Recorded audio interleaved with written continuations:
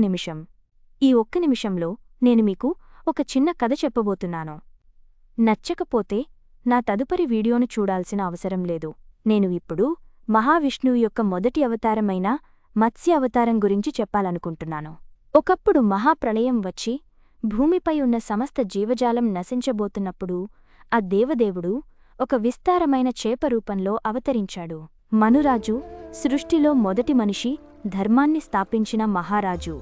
ఆయన పడవ ఆ మహాప్రళయ జలాల్లో చిక్కుకుంది.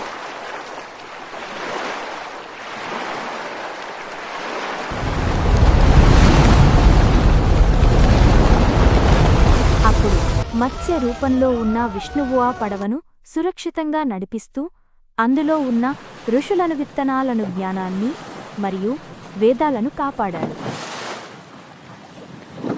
ఆ అనంతమైన సముద్రంలో ఆ మత్స్యరూపం పడవలో ఉన్నవారి ఆశకు, రక్షణకు ప్రతీకగా మారింది.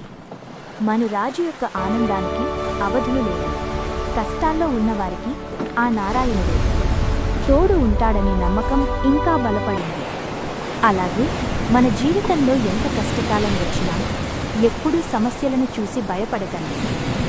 దేవుడు ఏదో ఒక రూపంలో మనకు దారి చూపిస్తాడు. Thanks for watching. Comment Govinda Govinda.